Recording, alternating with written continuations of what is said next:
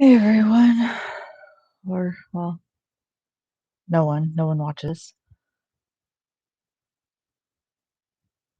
My name is Kathleen and I will be reading another story today. Don't know what I'm gonna read right now.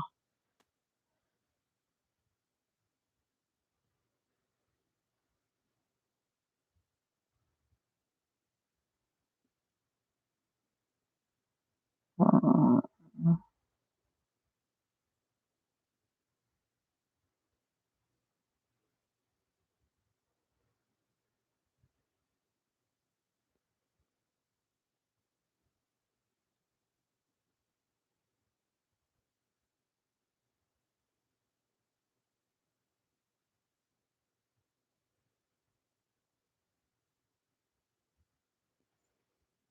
let's see.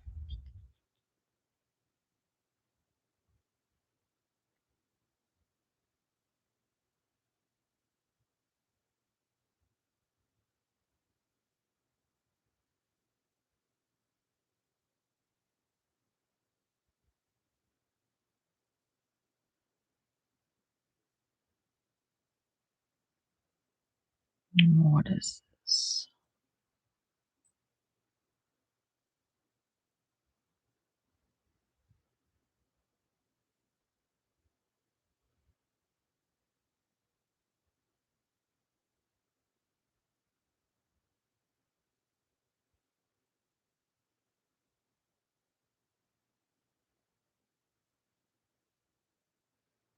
Mm, Um,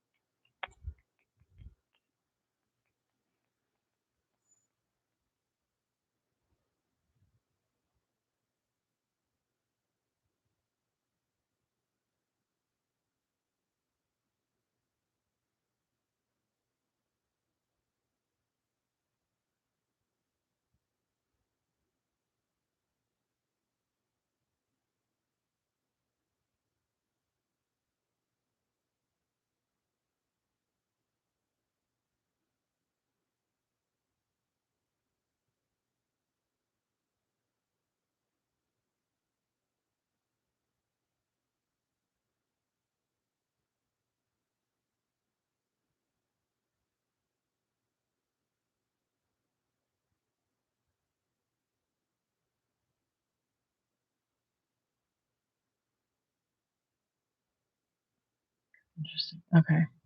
There's a couple of versions of the same stories that I've already read.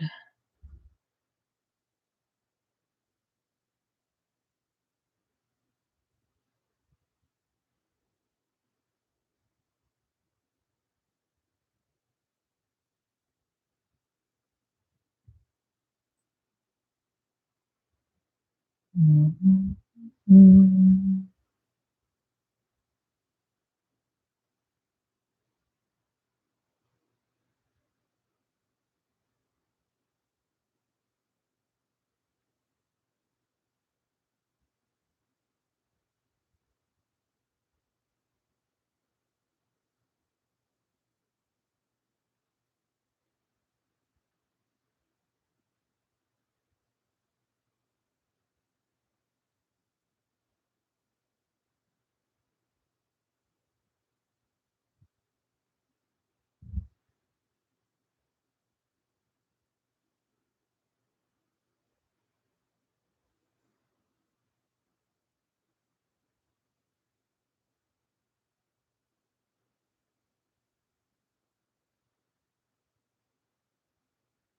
Okay, this one is called The Raven. Uh, Actually looks. What the hell are you? I don't need that. What? I don't know what that is. Okay. Anyway, this story's called The Raven. The Raven. Raven. I've heard a lot of Raven stories. I don't think I've ever read this one. I was just gonna stick with the typical fairy tales, but since this is also technically a Grimm fairy tale, I'm still kinda technically sticking with them. Just not the ones that have been remade by Disney. Well, this is one of the original ones that haven't been, although I kinda have a thing against Disney at this point. I'd much prefer the Studio Ghibli films, but, um well, mainly because Disney tends to remake everything and they ruin it when they do.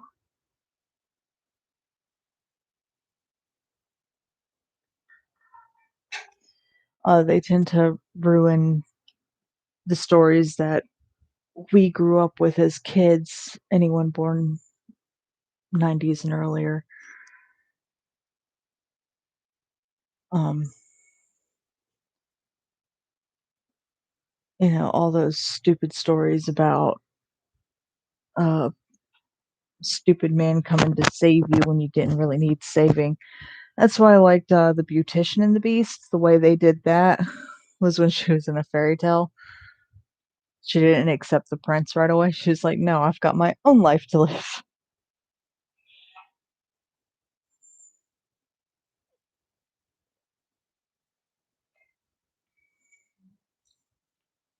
But anyway, let's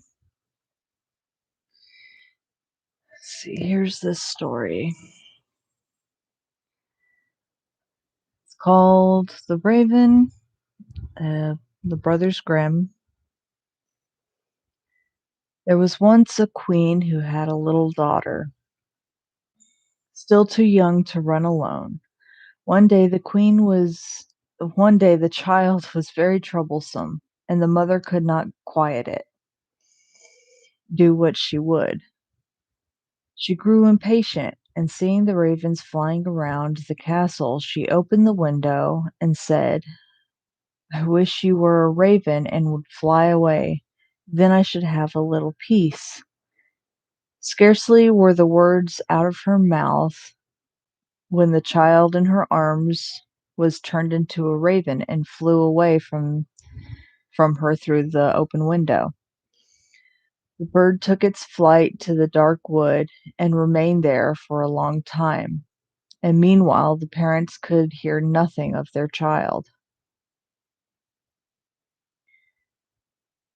Long after this, a man was making his way through the wood when he heard a raven calling, and he followed the sound of the voice.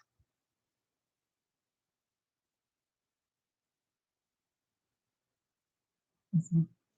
As he drew near, the raven said,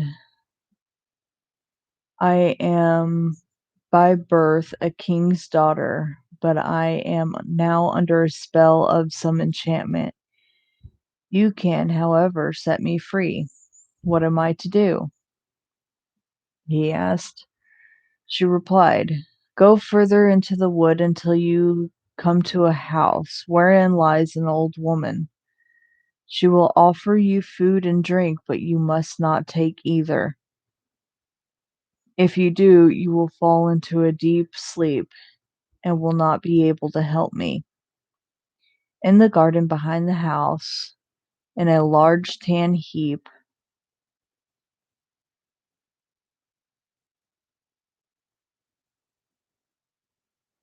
behind the house is a large tan heap." I read that wrong. Of course I did. I'm dyslexic, so this is gonna be a bit of a struggle for me. Um, and on that you must stand and watch for me. I shall drive there in my carriage at 2 o'clock in the afternoon for 3 successive days. The first day it'll be drawn by four white, that's all it says. The second by four chestnut,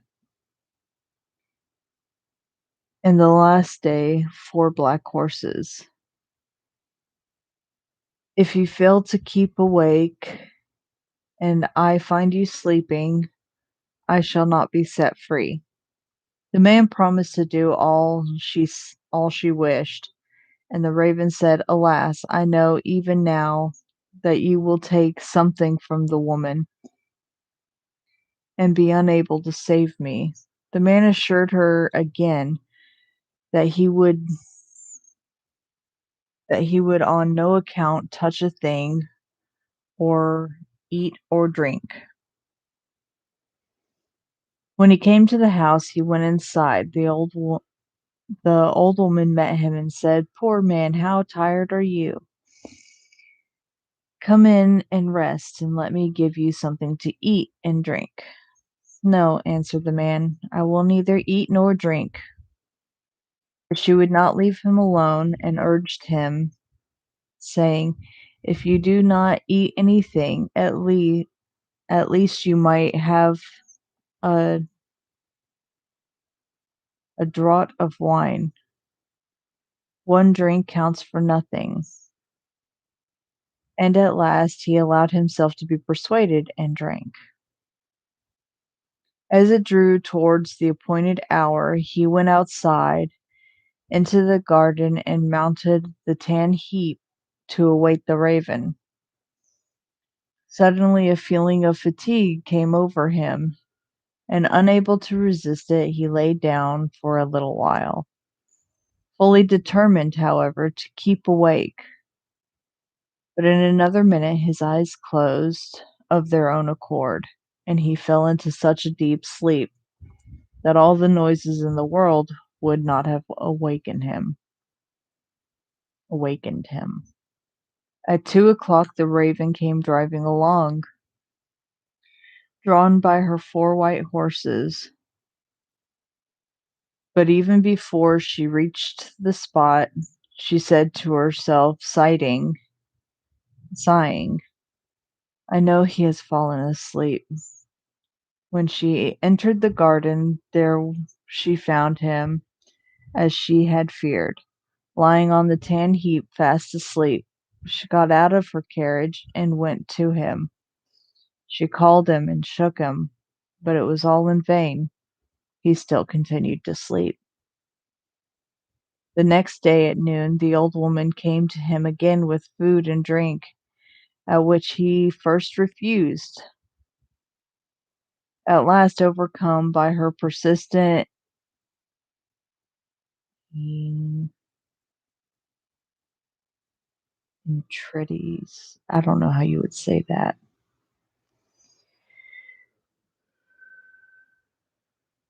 Oh,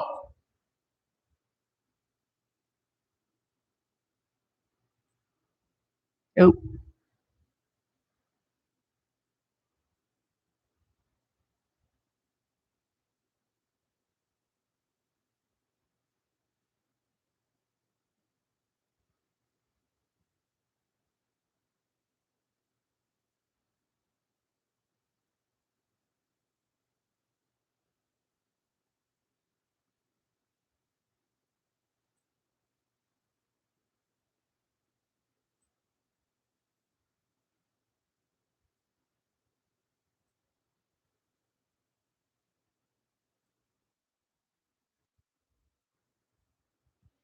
entreaties. It is entreaties.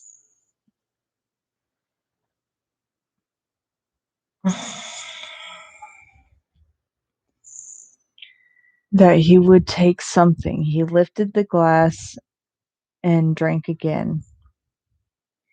Towards 2 o'clock he went to the garden and on the tan heap to watch for the raven. He had not been there for long before he began to feel so tired that his limbs seemed hardly able to support him, and he could not stand upright any longer. So again he lay down and fell fast asleep.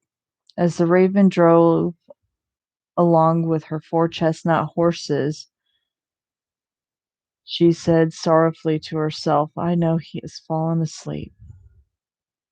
She went in as before to look for him, but he slept, and it was impossible to awaken him. The following day the old woman said to him, "What is this? You are not eating or drinking anything. Do you want to kill yourself?" He answered, I may not and will not either eat nor drink." But she put down a dish of food and a glass of wine in front of him, and when he smelt the wine, he was unable to resist the temptation, as always, and took a deep draught. When the hour came around again, he went as usual to the tan heap in the garden to await the king's daughter. But he felt even more overcome with weariness than on the two previous days, and throwing himself down, he slept like a log. At 2 o'clock the raven could be seen approaching, and this time was her coachman and everything about her, as well as her horses, were black. She was sadder than ever as she drove along, and said mournfully, "I know he has fallen asleep, and will not be able to set me free." She found him sleeping heavily, and all her efforts to awaken him were to of no avail.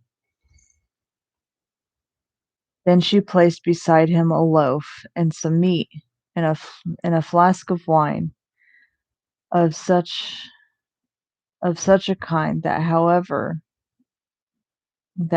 much he took of them, they would never grow less. After that she drew a gold ring on which her name was engraved off of her finger, and put it upon one of his. Finally she laid a letter near him, in which, after giving him particulars of, of the food and drink she had left for him, she finished with the following words: "I see that as long as you remain here, you will never be able to set me free. If, however, you still wish to do so, come to the golden castle of Stormberg. This is well within your power to accomplish." She then returned to her carriage and drove to the golden castle of Stormberg. Now,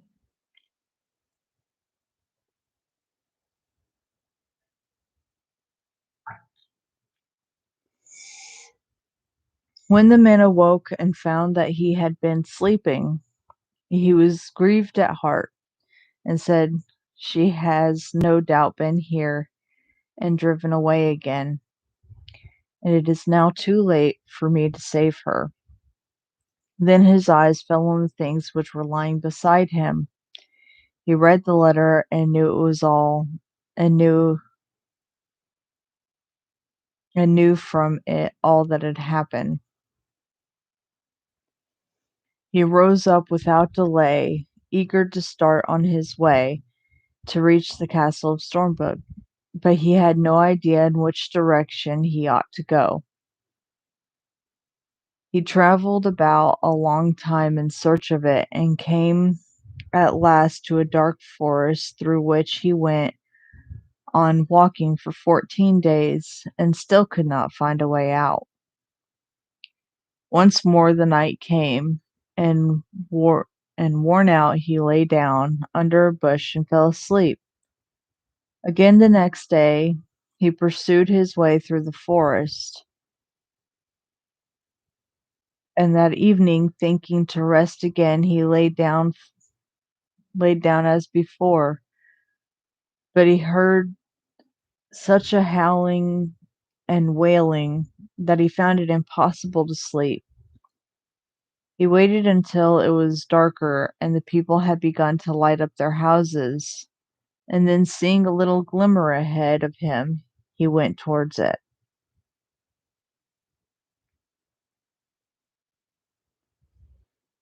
He found that the little light came from a house which looked smaller than it really was, from the contrast of its height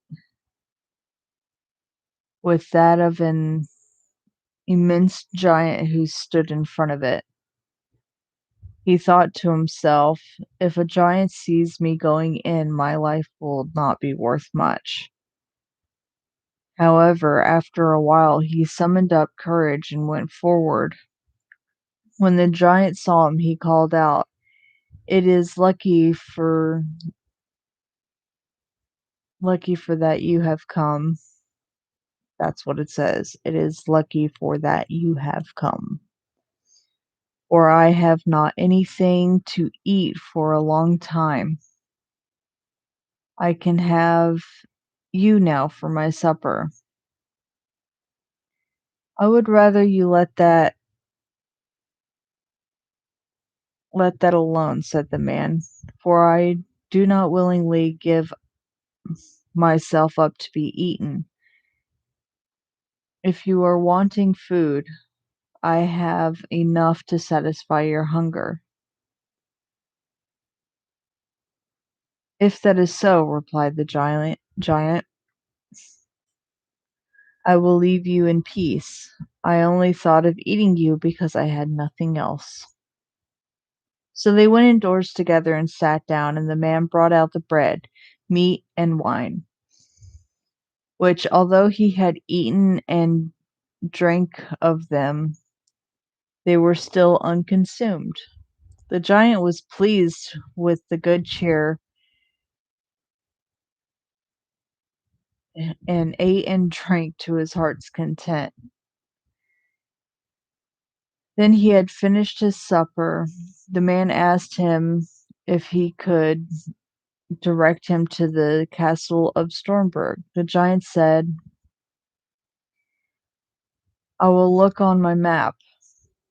On it there are marked all the towns, villages, and houses. So he fetched his map and looked for the castle, but could not find it. Never mind, he said. I have larger maps upstairs in the cupboard. We will look at those. But when they searched in vain for the castle that was not marked even on these, the man now thought he should like to continue his journey. But the giant begged him to remain for a day or two longer until the return of his brother, who was away in search of provisions. When his brother came home, they asked him about the castle of Stormberg, and he told them that he would look on his own maps as soon as he had eaten and appeased his hunger. Accordingly, when he had finished his supper, they all went up together to his room to look and looked through his maps, but the castle was not to be found. Then he fetched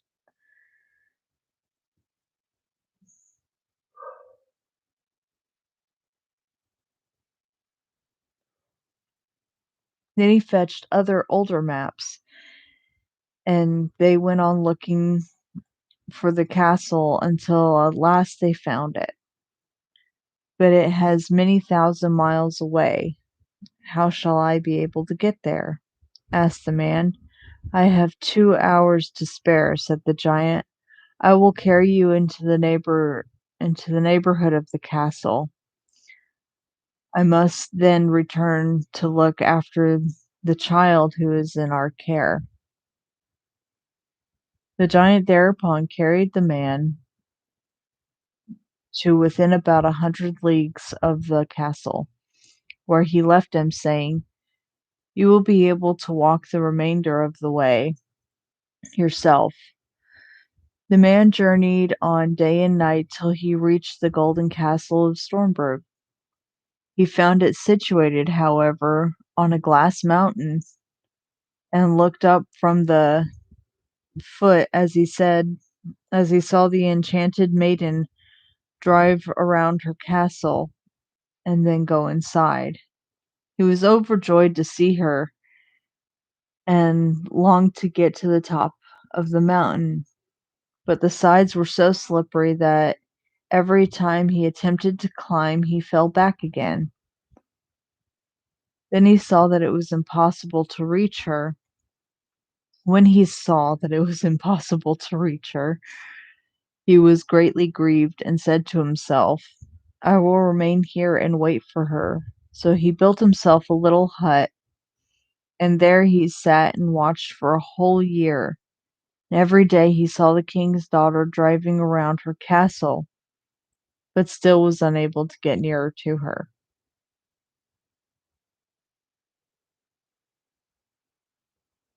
Yeah, it just sounds like she kind of made it impossible for anyone to save her. And why would a raven need a carriage? They can fly.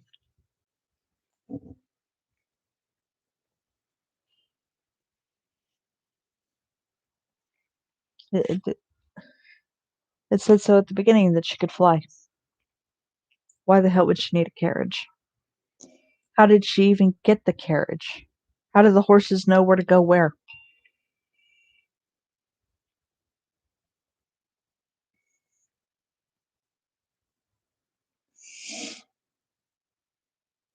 Looking out from his hut one day, he saw three robbers fighting, and he called out to them, God be with you. They stopped when they heard the call, but looking around and seeing nobody, they went on again with their fighting, which now became more furious. God be with you, he cried again and again. They paused and looked about, but seeing no one, they went back to their fighting. The third time he called out, God be with you. And then thinking he should like to know the cause of the dispute, the three of the three angry blah, blah, blah, blah, blah, the cause of the dispute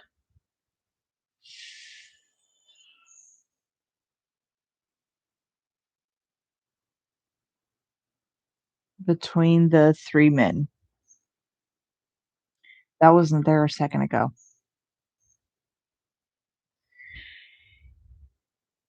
He went out and asked them why they were fighting, and angrily with one another, so angrily with one another.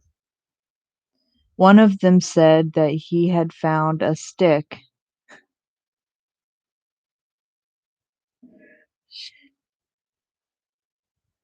Oh, now I got TikTok brain. Okay, anyway, one of them said that he had found a stick and that he had but to strike it against any door through which he wished to pass, and it immediately flew open. Another told him that he had found a cloak which rendered its wearer invisible,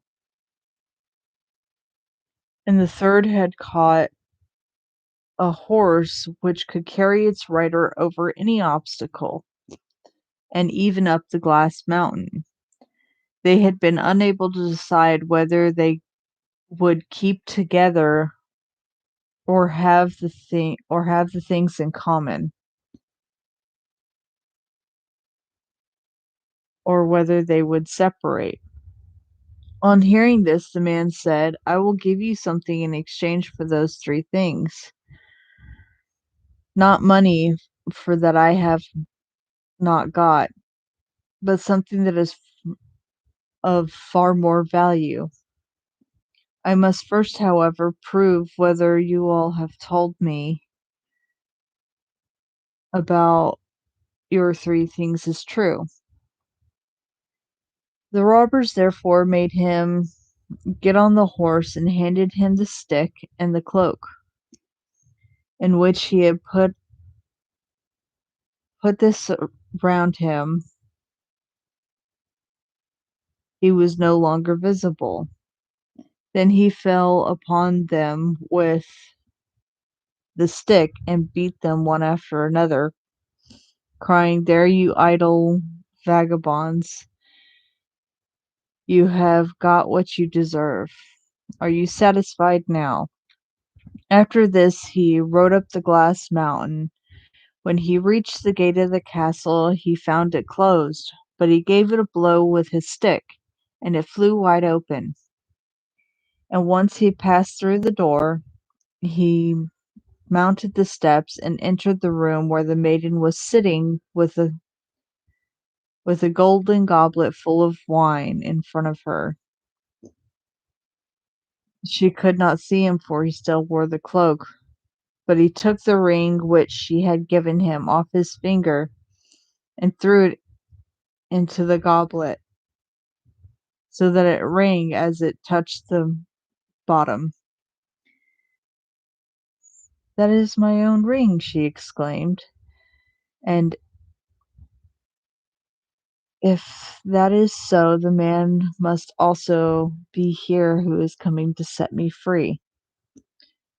She sought for him in the castle, but could not find him anywhere. Meanwhile, he had gone outside again and mounted his horse and threw off the cloak. He therefore, when therefore she came to the castle gate, she saw him and cried out for joy, and cried aloud for joy. Then he dismounted and took her in his arms and she kissed him and said, "Now you have indeed set me free, and tomorrow we will celebrate our marriage." Does that story seem off to any of you? Because that was not really the best. Then there's the Seven Ravens, Turnip, 12 Dancing Princesses, Water of Life,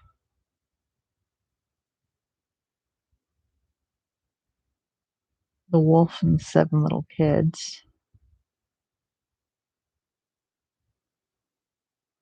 Mm.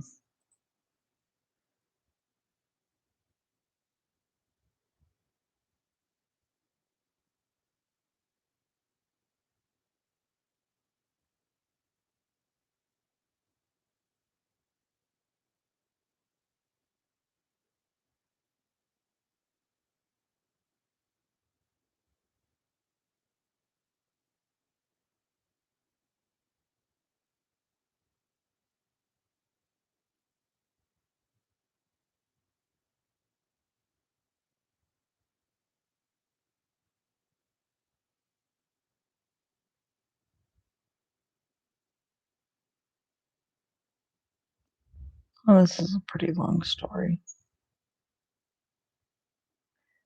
I may read this one some other time. It's called The Water of Life. Um, I actually don't really feel like reading today.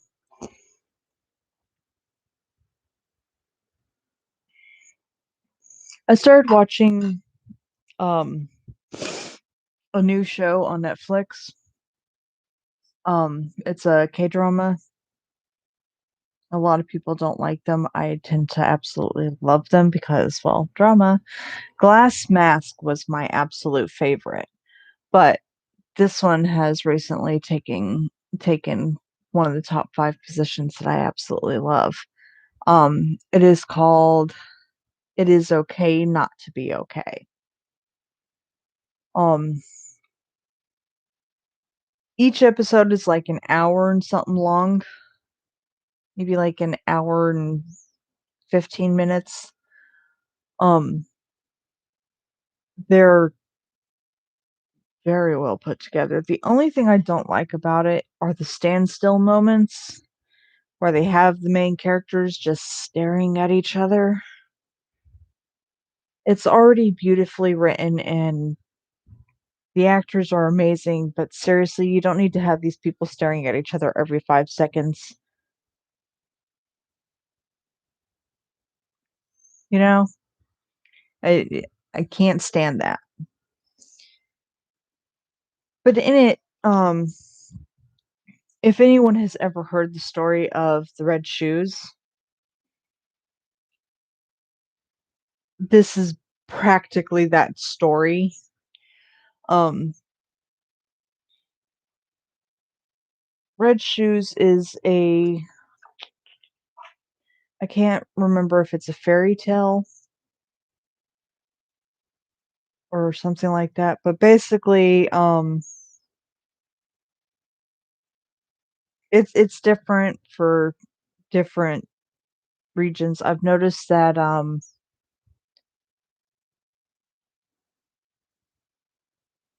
the story changes depending on where you are. Some places it'll remain the same, some places it's changed a bit, uh, but anyway, uh, has a really neat story. Um, it's not like, what is that?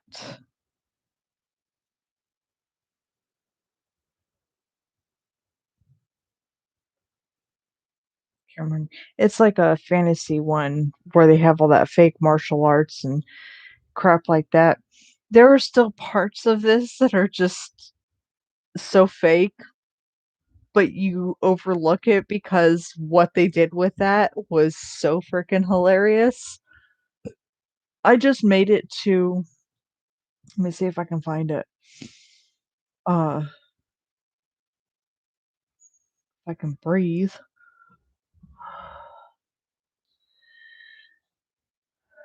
I just made it to episode 7, and I believe it's episode 6, I think. Um, where just the funniest moment happened, and I can't stop laughing at it. And I'm not going to describe it to you because I want you to watch it. Ooh, sweet, they put One Punch Man back on here. Thank God. Oh, and I need to watch that too.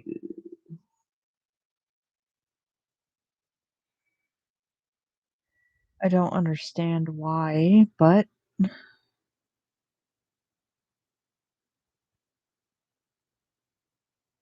have y'all seen that it's apparently very popular now for some fucking reason. It's called Eden Zero.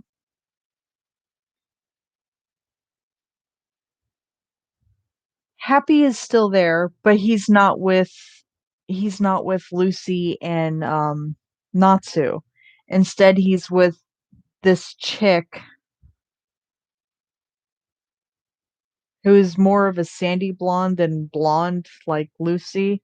But you still see Lucy and Natsu in the series, like passing by behind them. And you just got to think to yourself, it's obviously set in the same world. But why have we never noticed these characters before? And why the hell is Happy with them instead of with Natsu and Lucy? Like, these are the things that are going through my head, which is one of the reasons why I haven't started watching it yet.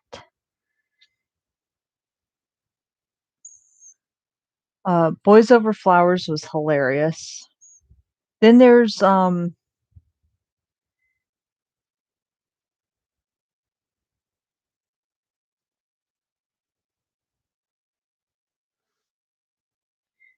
another show called Secret Garden, which is really good. Um, I needed to watch A Use for My Talent as well. My mother is really into The King. Like, she's completely obsessed with it. She's rewatched it a million times. I'm not that into it. Um, After she showed it to me, I watched a couple of episodes, but I'm just not into the show like she is.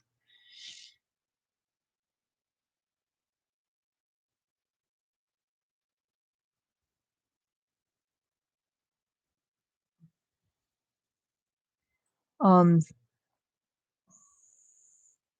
My Sassy Girl is also really funny. The Bride of Hebek is good.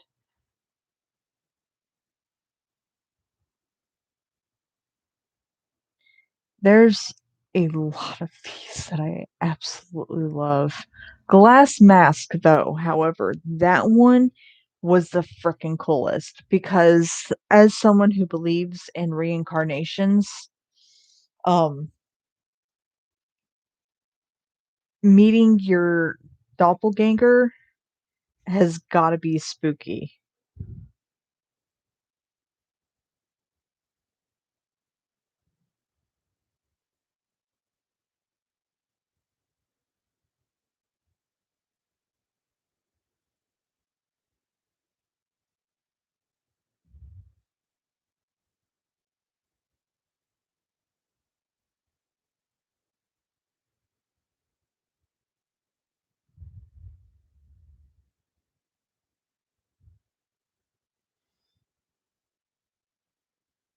Information I did not need to know. Anyway, um, if you had ever met your doppelganger, the way this story goes is it starts off with a voiceover of one of the girls. Um,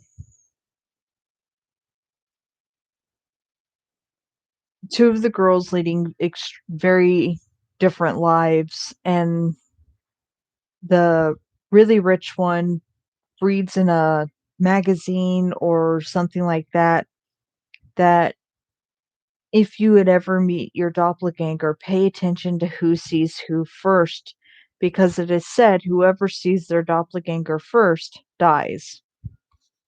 Well, she doesn't believe this and she kind of puts it back down, but she starts thinking about it as she's going through the mall.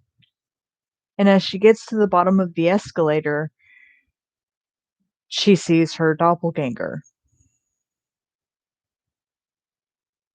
And then the that works in the mall, you know, and looks up to and the poor one looks up to see her and not wanting to believe what she had read in the magazine, she goes back to doing whatever she does. Well, she later dies, and that's not the main part of the story, but she does die. Well, a whole bunch of crap happens to the poor one that it comes about that she has to act like the rich one. It's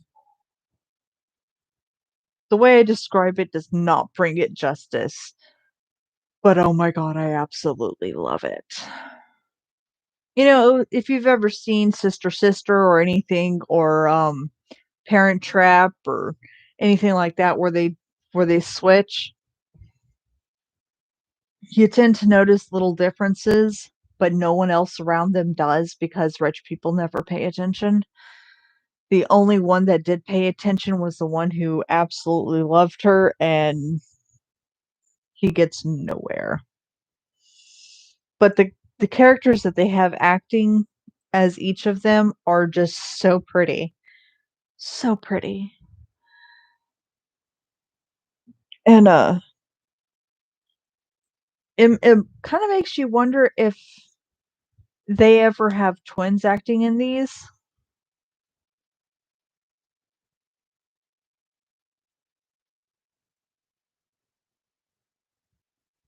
because there's got to be a couple sets of twins somewhere, but you just never know. Um,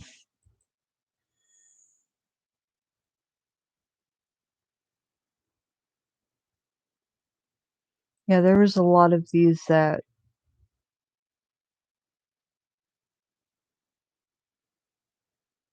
my mom wanted me to watch, and I just never did.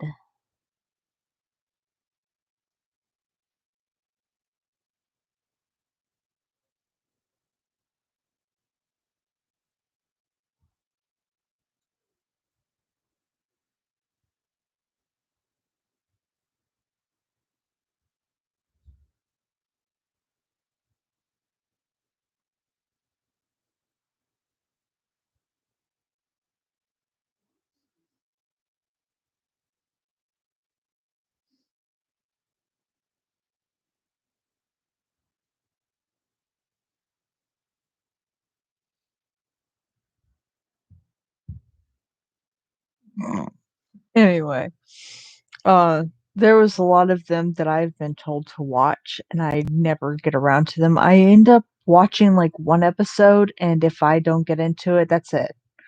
It's dead to me.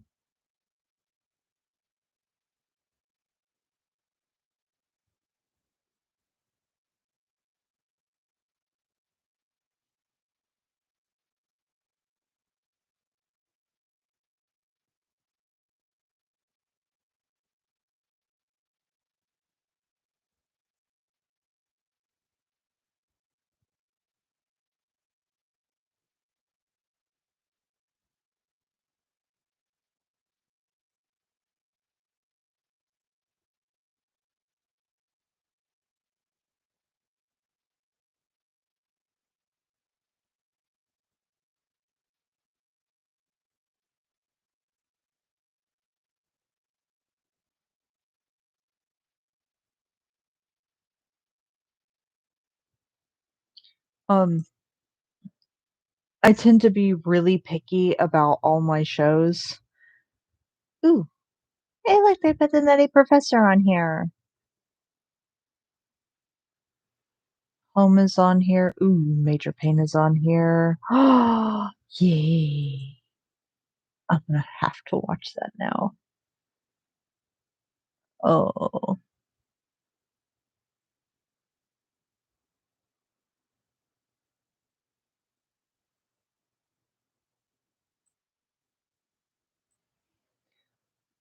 I've seen so many of these already. Oh, but anyway,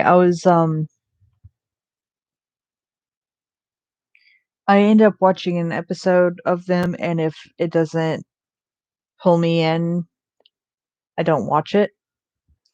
Um, I tend to be extremely picky about what I watch and what I don't watch.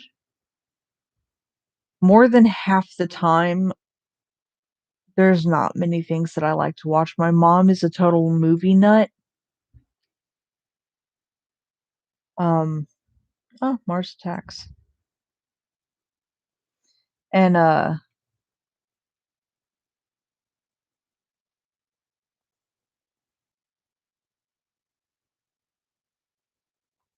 tends to want to get me to watch all these movies with her.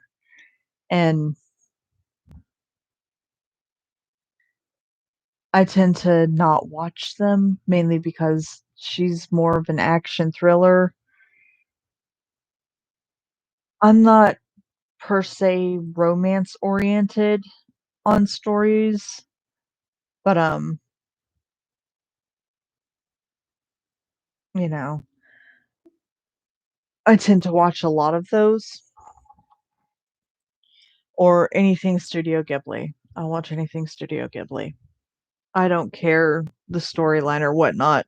If it's Studio Ghibli, I have to watch it and I need it. Um, I have a few of the main movies that I never go without because I absolutely love them, which is Spirited Away, My Neighbor Totoro, um, Howl's Moving Castle, Castle in the Sky, Nazca of the Valley of the Wind.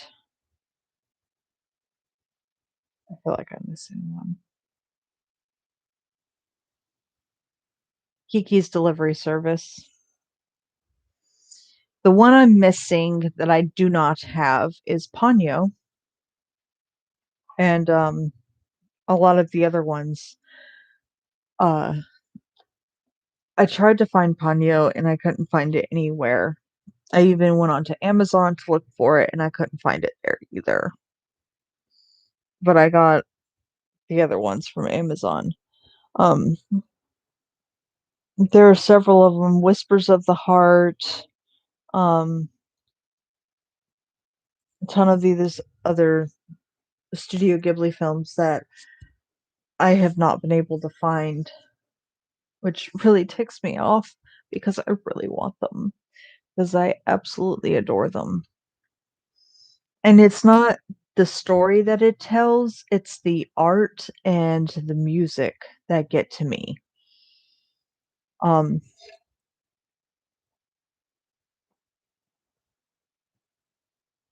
there was one movie that spoke to me wholeheartedly and tore me up so much that I've never been able to watch it again, even though I really want to.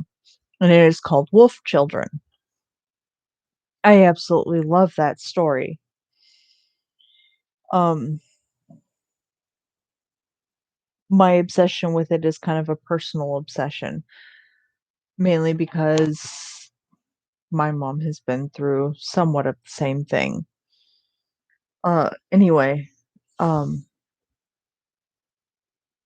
I tend to really be into the Studio Ghibli films. Um, there's a lot of ums because I keep forgetting what I'm gonna say.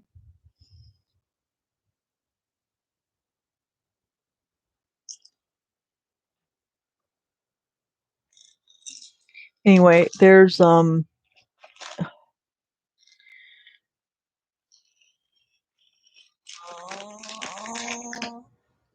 so those fit in like that now. There there it is again. I started playing a game. Um, I stopped with I stopped playing Subnautica for a bit,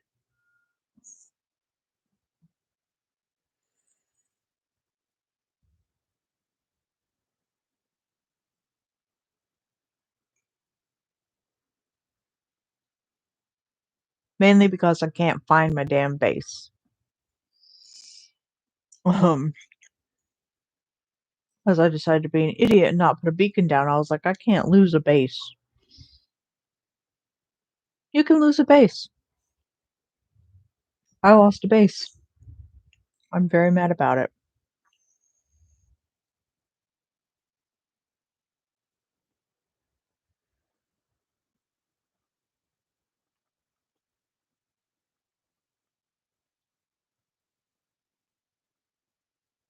Luckily, though, it's a base in creative mode, so I don't have to worry about hunger or thirst or anything like that. I just swim around and try to find my damn base. But the game is so massive that I can't find it. I keep forgetting how massive they made this game.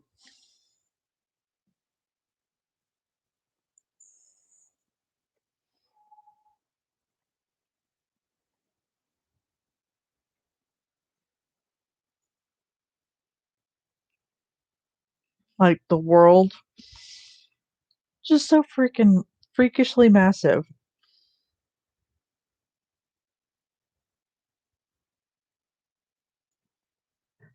You need a beacon for everything.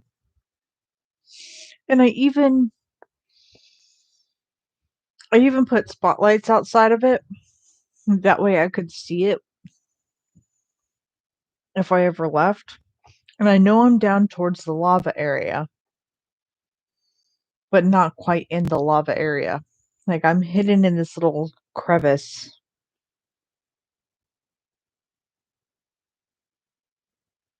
And I built the base to where it's long enough to where it goes out to peek out. And out there are all sorts of crazy monsters and stuff, but I can't find where it is. It's driving me completely insane. I haven't been able to find it.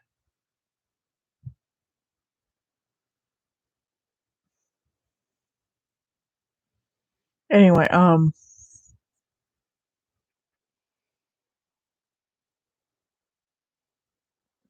have to excuse my hair, it's frickin' wreck. And that's because I just got out of the shower not too long ago, and my hair is still drying, and it can't figure out if it wants to actually dry or not. So half of it's. I've been out of the shower for 2 hours, and it's still soaked. If it was hot enough today, I would go outside and flip my hair around and it'd be completely dry. But today's one of the mildest days. Well, yesterday was one of the mildest days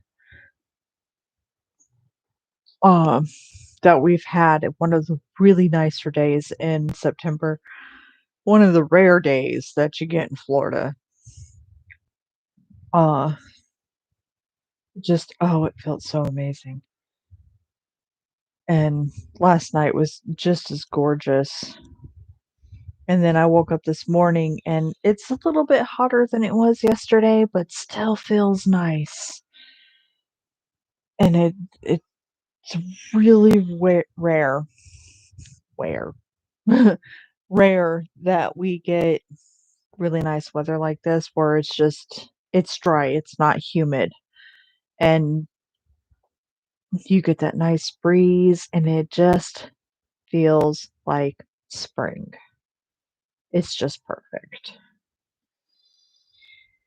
Today is a little bit warmer and a tad a bit more humid than yesterday, but still a pretty day, which I'm going to go out and enjoy in a little bit because I want to smoke.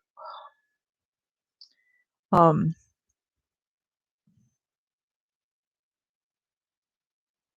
for anyone who ever decides that they're going to move to Florida, don't ever use off that mosquito repellent crap. That off, don't, don't, just don't. Okay, because off turns mosquitoes on, and I'm saying that for your own safety. The best thing to do is what was it?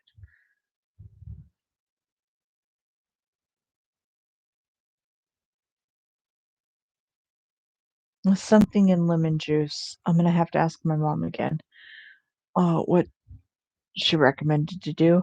I tend to not use anything. Occasionally I'll spray it off on me anyway because it does help with other critters and gnats and stuff. Doesn't do squat for mosquitoes. Mosquitoes just do not care. Uh, I don't use sunscreen because it does not work. I'm a ghost. I burn.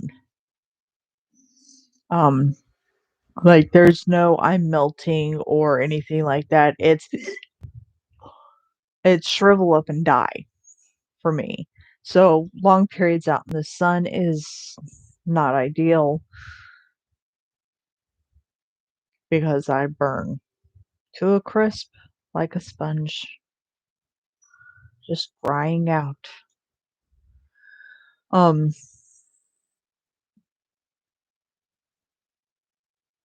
I haven't actually gotten to enjoy the beach. I really do wish I could. But again, I'll burn like freaking crazy. There are so I started playing this game on the Wii. I have more old consoles than I do new ones. Um, the original PlayStation, Nintendo, GameCube, uh, all that. I did have a Dreamcast at one point, or wasn't it? Anyway, um, I don't know what happened to it, but I started playing Super Mario Brothers again because I wanted to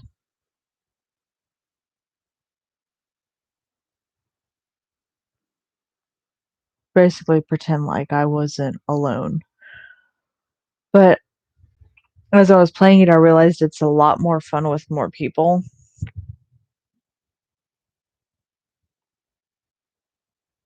So I ended up deleting what I had and hoping to play with my mom at some point. But somehow I get the feeling that's not going to happen. I can always make it to World 3 on my own. After that, the puzzles kind of get a little bit harder and I have to take care of it myself, but I absolutely adore that game. I also have Resident Evil 4 for the Wii, which I absolutely love. Um, I should have gotten the gun attachments. That would have been really fun. And Bomberman Land, which was super fun, especially with more people.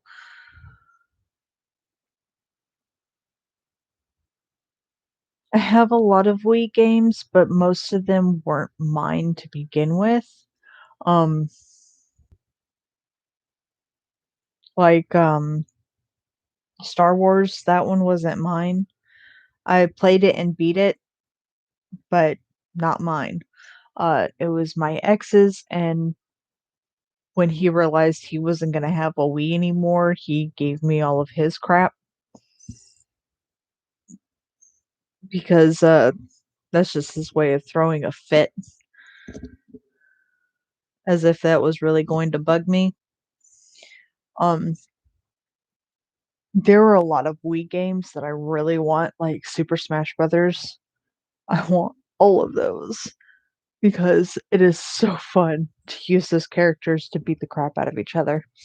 Um, Mario Karts and stuff like that, the attachments for them, just there are so many games for the Wii that I really wanted to try.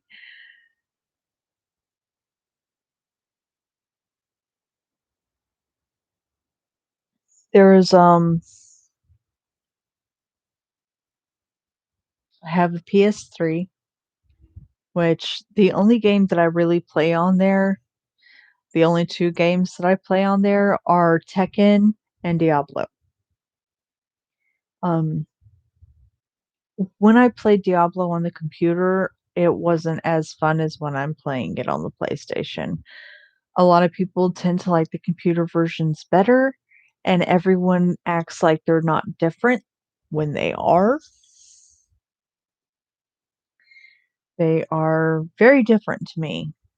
The perspectives in which you see your character, the perspectives in which you see the areas around you, the monsters, and everything is completely different than to how you would see it on the PlayStation. People who don't understand that obviously don't pay attention, which drove me nuts. When people were telling me, but they're both the same. No, no, they're not. They're not the same. In the PlayStation, you get more immersed into the world, into the monsters. You get to see them in their natural habitat before they get aggroed by your stupid side characters. Um, you actually get to be a part of the world. The game, not so much.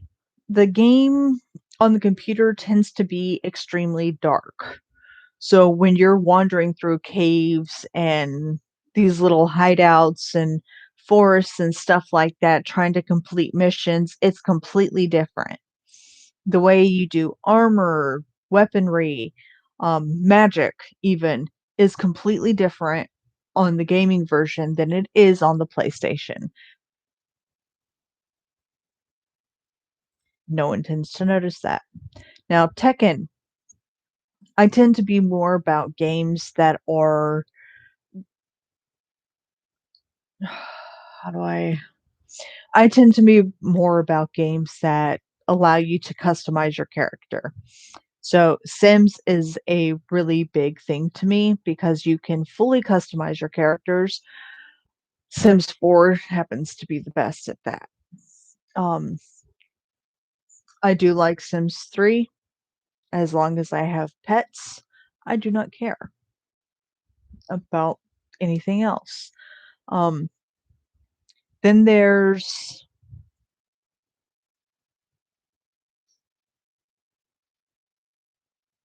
Tekken, certain Not all of them, but I have which one do I have? Tekken 6? Yeah, I have Tekken 6, where you can get these customized hair and outfits for the characters. Each outfit that you can choose for them is customized for that character already, so it's more their preference than anything. So characters that you would find with Alicia is not the same with Xiaoyu. Xiaoyu's not the same as Julia. Um, it was Julia, wasn't it? I think it was.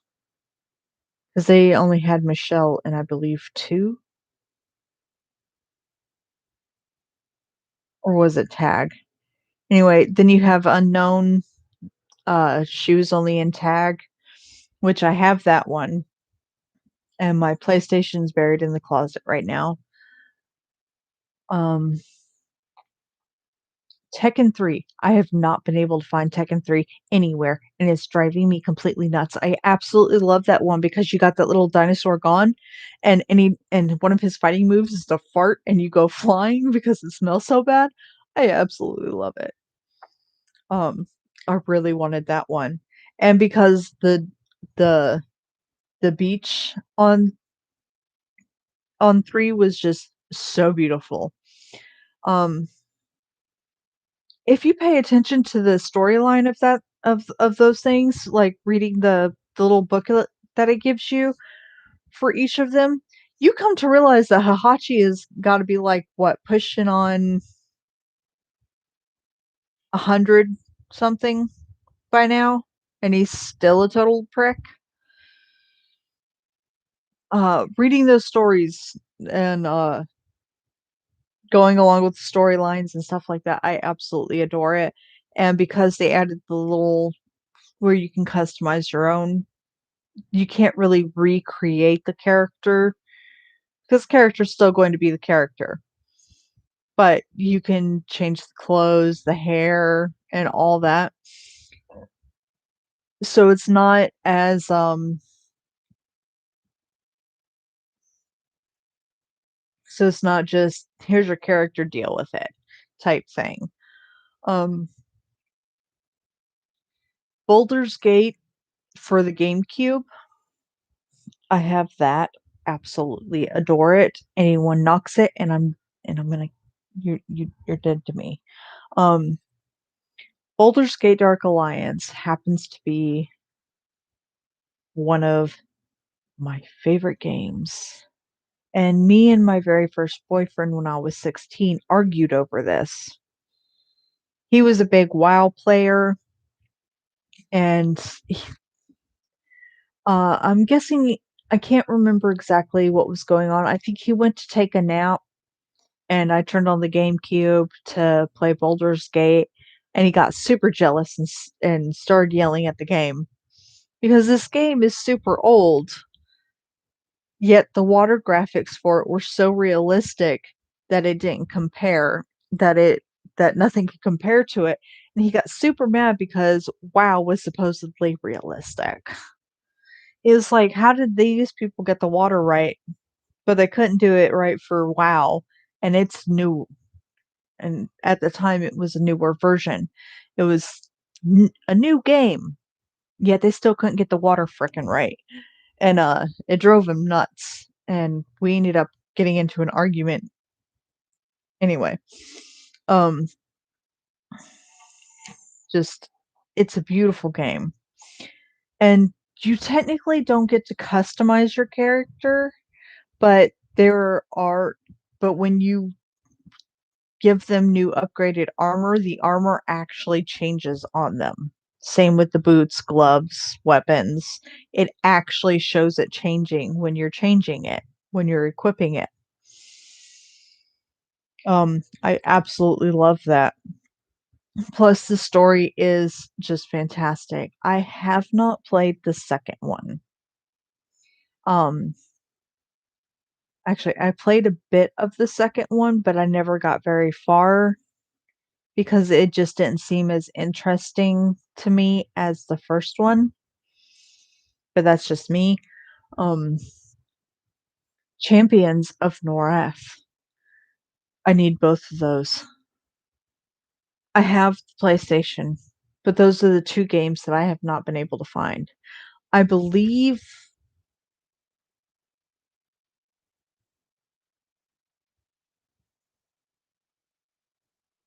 I don't think I have any of them right now.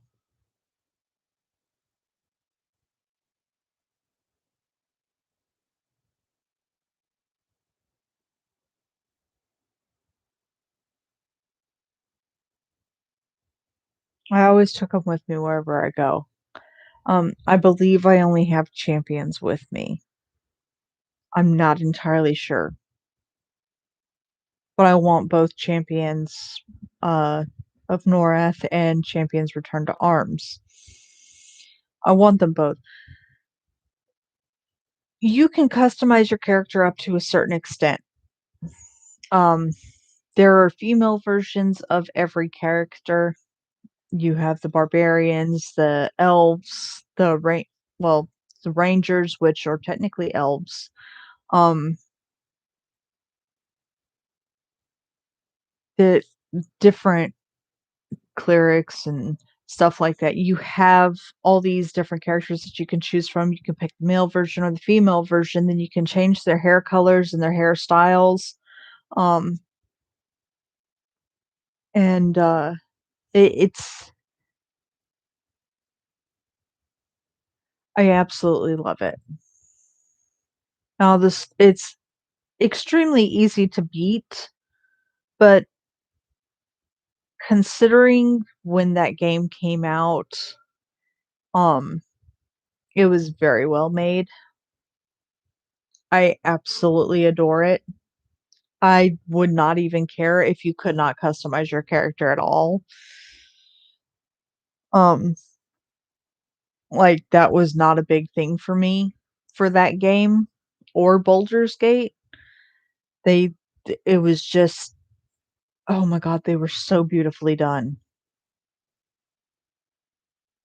that you just couldn't care about it. Um,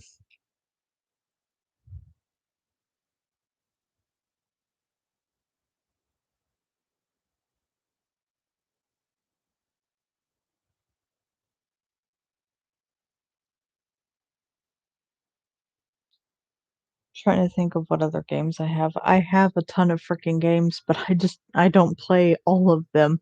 I just have them there to have them there.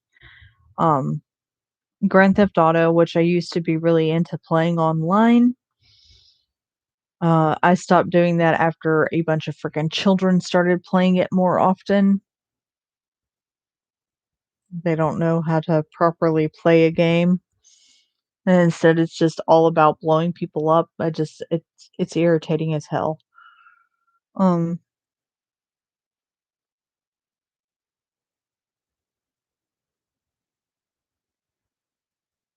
the one game that I lost that really upset me that I lost. It still upsets me that I lost it. It's for the PlayStation, and it was Quake 3. Um,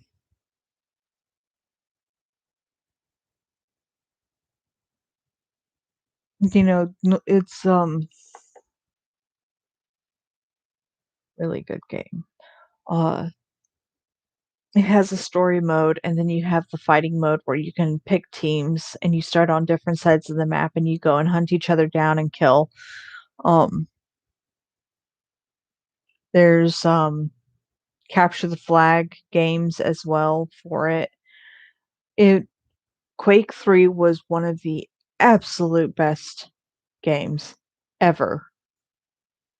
If you could find the appropriate weapons and stuff like that, even if you use the downgraded versions of it, you still get these little power-ups like kamikaze and, um, unlimited armor for a period of time and stuff like that, which was really freaking cool. Those are games that